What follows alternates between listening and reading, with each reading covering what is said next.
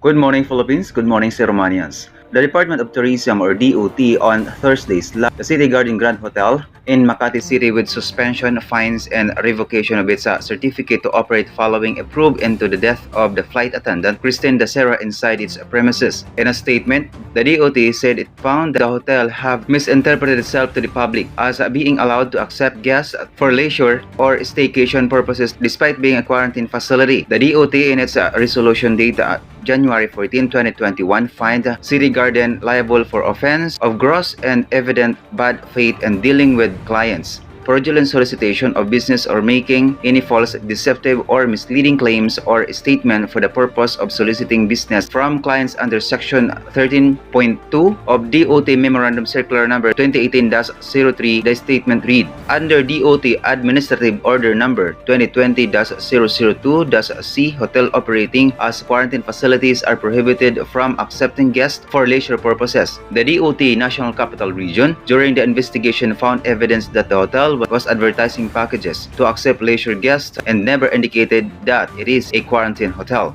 The resolution imposed that City Garden Hotel with 6 months suspension of DOT accreditation, a fine of 10,000 and revocation of its certificate authority to operate. The City Garden has the right to appeal within the period prescribed by the DOT rules and regulations, the statement reads. In line with that, the DOT warned all accreditation accommodation establishments to limit their operations to the authority given to them, noting that a quarantine facility cannot offer rooms for leisure and vice versa. Only 4 and 5 rated may be allowed to apply a staycation hotel. At present, there are only 15 in Metro Manila that have been issued the certificate of authority to operate as a staycation. And the statement further said, these staycation hotels are the Grand Hyatt Hotel, Makati Shangri-La Hotel, Okada Manila Hotel, Shangri-La at the Fort, Nobu Hotel, Joy Nastag Hotel and Suites Manila, EDSA Shangri-La Manila, Solero Resorts, Hyatt Regency City of Dreams, Noah Hotel City of Dreams, The Peninsula Manila, Aruga by Rockwell, Sheraton Manila Hotel, Hilton Manila, and Hotel Okura Manila. It encourages the public to report similar incidents that violate DOT rules and regulations to the DOT's Office and Tourism Standard and Regulations by email otsr.dodirector@gmail.com. Dacera, along with some of her friends, celebrated New Year's Eve at the hotel,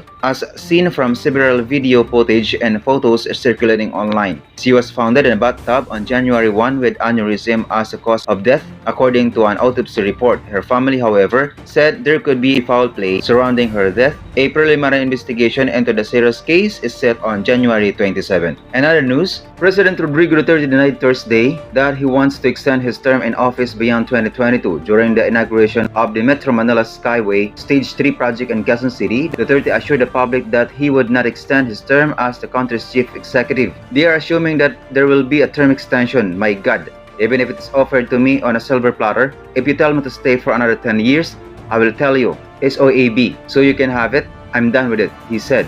Duterte's statement came amid concerns that the constitutional amendments that are being pushed by the Congress would extend the term of the incumbent officials, including lawmakers and the president. He also gave the assurance as he expressed hope that his successor would be forceful and resolute to confront evil practices in government. Presidential spokesperson Harry Roque on January 7 already dismissed as rumor the supposed plan of chief executive remain in power beyond his term. Senate President Vicente Soto III also clarified that Duterte has no plan to extend rule beyond 2022 and merely seeks amendment to the party list system to address the problem of insurgency in the country. Apart from term extension, there has also been a growing clamor for a Duterte tandem in the 2022 national elections. Duterte allies, including Chief Presidential Legal Counsel Salvador Panelo, are encouraging Davao City Mayor Sara Inday Duterte Carpio and her father to run for president and vice president respectively in the 2022 elections. Duterte, however, maintained that he does not want his daughter to run for the president in 2022 because it is not worth